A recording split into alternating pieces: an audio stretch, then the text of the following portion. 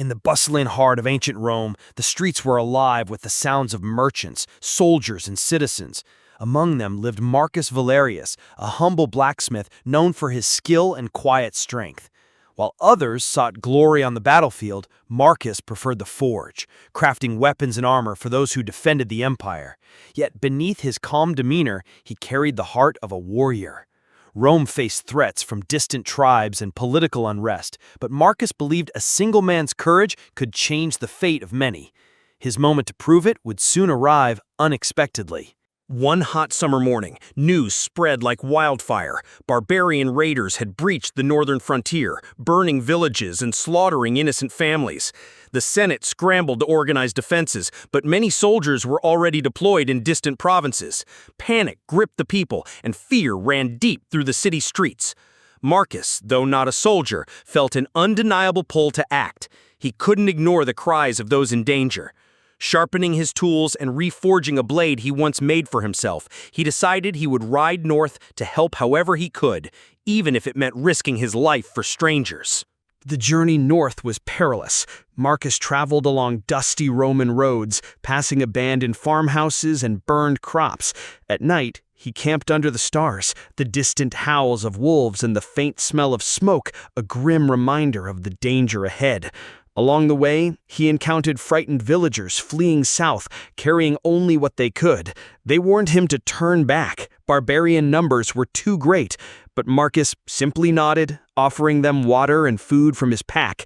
Each step brought him closer to the front lines, and with every mile, his resolve grew stronger to stand against the invaders. By the time Marcus reached the northern outpost, the small garrison there was overwhelmed. The fort's walls were scorched, and wounded soldiers lay in the courtyard. Centurion Flavius, the commander, was surprised to see a blacksmith riding alone into a war zone. At first, he dismissed Marcus, but when he saw the man's skill in repairing broken armor and reinforcing shields, he welcomed the help.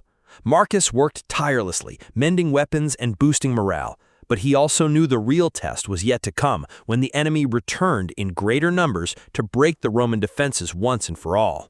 That night, Marcus joined the soldiers at their campfire. They spoke of the enemy, tall warriors with painted faces, wielding heavy axes and burning everything in their path. Some men trembled at the thought of battle. Marcus, sensing their fear, told them stories from his youth of facing wild boars and surviving brutal storms at sea. "Steel is nothing without the courage to wield it," he said, handing back a newly repaired sword to a young soldier. His calm confidence began to spread among the men. Even Flavius admitted that the blacksmith's presence had lifted the spirits of the weary garrison. At dawn, scouts reported movement in the forest beyond the river. The barbarians were coming. The soldiers prepared for battle, tightening straps and sharpening blades. Marcus donned his old armor, its surface worn but sturdy. As the enemy emerged from the mist, their war cries echoed through the valley. Flavius ordered the archers to fire, and arrows darkened the sky. The first wave of attackers crashed against the Roman shield wall. Marcus fought alongside the legionaries, his hammer smashing shields and weapons alike. His strength was unmatched, and his presence in the thick of battle gave hope to his comrades. Hours passed, and the fight grew fiercer. The enemy's numbers seemed endless.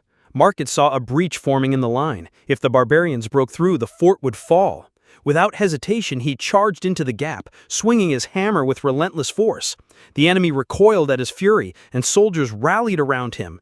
Together, they pushed the invaders back step by step. His arms ached, his lungs burned, but he refused to yield. By the time the sun reached its peak, the first wave had been repelled. Cheers erupted from the Roman ranks, though all knew the day was far from over. That night, as the garrison counted their wounded and repaired their defenses, Marcus sat alone, staring into the flames. His hands were blistered, his body bruised, yet his spirit remained unbroken. Flavius approached and placed a hand on his shoulder. "Rome owes you much today," he said. But Marcus shook his head. "The fight isn't done. They'll be back." In the distance, smoke still rose from burning villages. Marcus knew that the barbarians would not rest until they had broken Roman control. He swore silently to stand until his last breath, no matter how many times the enemy came. 3 days later, the second assault came, larger and more brutal than before. The ground shook beneath the enemy's charge. The Romans fought desperately, but the barbarian chieftain, a massive man wielding a two-handed axe, cut through the defenses like a storm. Marcus met him in the center of the battlefield. The clash of hammer against axe rang out like thunder. Sparks flew as each blow struck. The duel raged on, neither man giving an inch. Finally, with a feint and a crushing swing, Marcus shattered the chieftain's weapon and sent him sprawling to the ground. The barbarian army faltered in shock. Seizing the moment, the Romans counterattacked, driving the enemy back across the river. The remaining barbarians fled into the forest, their cries fading into the distance. The garrison erupted in victory, but Marcus did not celebrate. He knew this was only a reprieve. The northern frontier would always be vulnerable unless Rome sent reinforcements. Flavius offered him an official position in the garrison, but Marcus declined. His duty, he felt, was not to one fort or commander, but to the people who could not defend themselves. He decided to journey further, seeking villages still under threat of raids. Over the following months, Marcus became a legend along the northern borders. Villagers told stories of the blacksmith who fought like 10 men, arriving just as all seemed lost. He defended farms, rescued prisoners, and escorted refugees to safety. Though he carried no banner, his deeds spoke louder than any oath. Soldiers respected him, citizens trusted him, and even some enemies feared his name. Yet Marcus asked for nothing in return. He lived simply, repairing tools and weapons for those in need, always ready to ride again when danger called. His life had become the embodiment of Roman duty. One autumn evening, Marcus returned to Rome to deliver a message to the Senate. He spoke of the frontier's dire condition and urged them to send more soldiers. Many senators dismissed his warnings, claiming the threat had been exaggerated. Frustrated, Marcus realized that political pride often outweighed common sense. Still, he refused to give up. He found allies among a few commanders willing to listen and convinced them to send supplies north.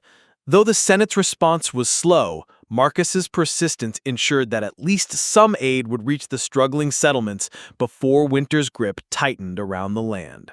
Winter in the north was brutal. Snow blanketed the land, and frozen rivers made travel treacherous. Yet Marcus pressed on, delivering food and firewood to isolated villages. His armor was patched and battered, his hammer chipped from countless battles, but he endured. He slept in barns, shared meals with farmers, and listened to their fears. When bandits tried to exploit the chaos, Marcus dealt with them swiftly, ensuring that no Roman family suffered at the hands of opportunists. Though far from the marble streets of Rome, he knew his work here mattered more than any Senate speech or political praise. By spring, peace had returned to much of the frontier. Roads were rebuilt, farms replanted, and soldiers patrolled once abandoned watchtowers. Marcus could have returned to Rome, taken up his old trade, and lived in comfort. But he stayed, for the people still needed someone who would act without waiting for orders. The locals called him the Shield of Rome, a title he neither sought nor cherished, but one he honored through his actions. His legend grew, carried by traders and travelers, until even in the heart of the empire, people spoke his name with gratitude and respect. Years passed, and Marcus grew older. His hair turned gray, and his body bore the scars of countless battles. Still, he stood watch over the border, training younger men to defend their homes. These recruits learned not just the art of war, but the value of protecting the innocent. Marcus taught them that a true Roman strength lay not in conquest, but in loyalty and honor. He had long ago stopped counting the lives he saved. To him, each day was simply another chance to keep the peace and uphold the values that had once made Rome great. In the end, Marcus's story became more than a tale of battles won. It was a testament to the power of a single man's resolve. He had no Senate seat, no command over legions, yet his courage shaped the fate of countless lives. When he finally passed away in his sleep, the villages he had defended lit torches in his honor, their light stretching for miles along the frontier roads. The shield of Rome was gone, but his legacy endured, a reminder that in the grand history of an empire, sometimes the greatest heroes are those who fight simply because it is right.